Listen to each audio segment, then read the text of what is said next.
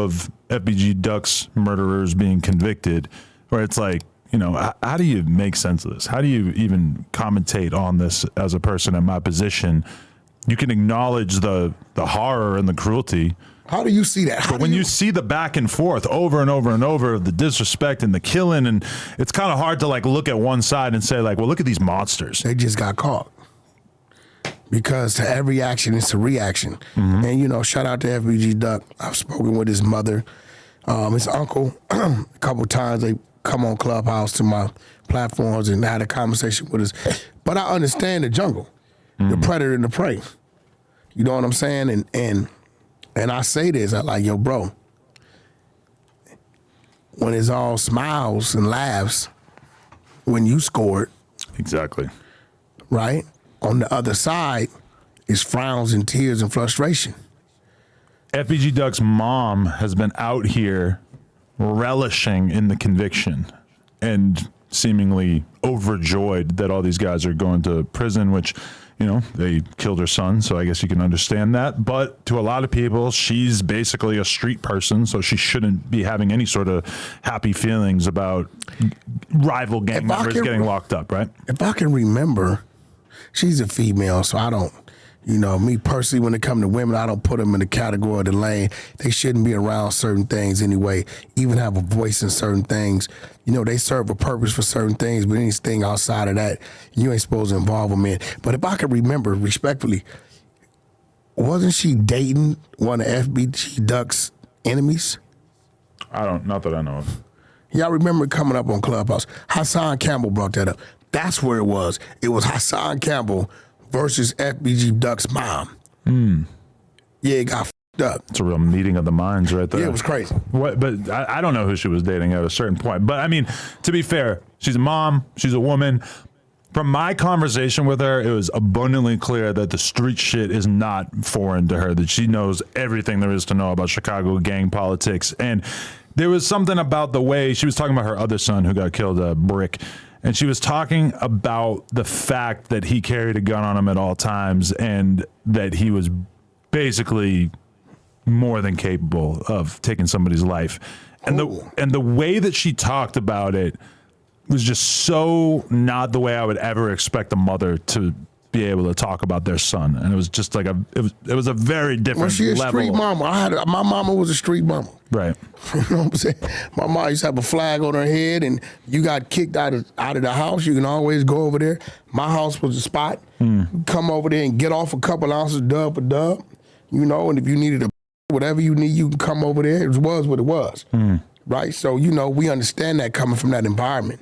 Her being happy about the conviction of the alleged killers, right? I don't know. Maybe that's her as a mom. Maybe that's the normal side of her. Me personally, if you are that kind of mama, my mama gonna say let them out, and she gonna tell the homies get to it. Right.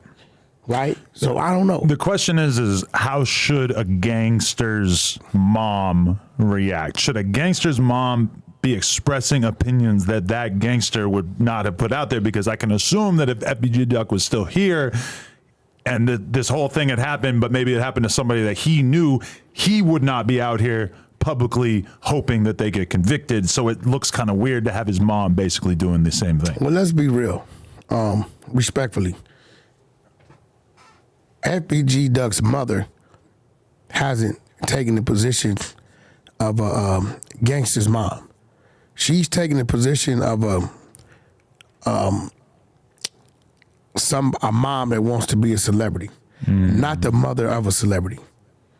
You understand what I'm saying? So if you look at everything she's done, the Charleston White shit going on, if I ain't mistaken, I could be wrong. I thought it came up in the morning show that she had her OnlyFans. But no sexual content was posted on it, allegedly. I don't know.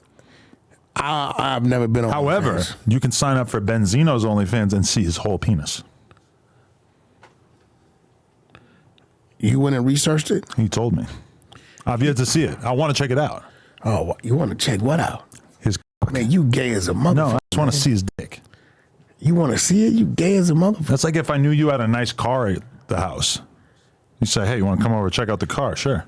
Yo, Adam, does your wife know that she's married to a bi-curious guy? She knows she's married to a Peter Gazer, yeah. Oh shit, that's crazy. So at least y'all share something in common. That's what's gonna be dope being in Vegas is I'm gonna be around a lot of my brethren who also have large cocks. Hey, listen, man. And I know I don't have the biggest cock in the whole world. I'm no girth master, but for a white guy, got a decent thing on me. Now you, on the other hand, there's some mystery in your history because we don't even know what your cock looks like. Respectfully. Seen the booty. Listen. What? Hey, bro. Sorry. Chill out with the sex play. Because what you going to be doing is calling Big U to come save your ass.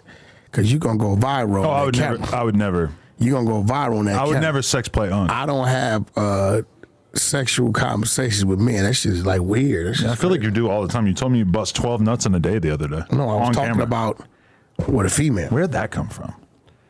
I don't know, whatever the conversation. I was talking about a woman. I'll talk about my sexual things with a female, but I don't like the shit you talking about. That's weird. It's too much. Yeah, I don't do sword fights. I'm never in a room with a hotel room or with another naked man. It's crazy. There's a few words that I notice people of color tend to pronounce slightly differently, and sword is one of them. Sword. Yeah. I love swordfish. My favorite fish. It's like the steak of all fish. With swordfish? I fuck with swordfish, I guess. You took your wife to Jeffrey's? No. Bro. What's that? It's a swordfish restaurant? Listen. You notice how I say it? It's like there's not even a W. It's like S-O-R-D. Sword, like cord. Listen. Not sword. Take your wife to Jeffrey's in Malibu, RPCH. Where do you go to see a movie in public? I go to iPick. But what's the name of the type of establishment? iPick. No, the movie. iPick, motherfucker. Movie theater. Westwood. Same movie theater. Huh? Same movie theater. Movie theater. What the fuck you mean? I go to iPick. You didn't say it that weird. I know like a lot of people say theater. No, movie theater. Okay. You say it kind of like how I said, all right.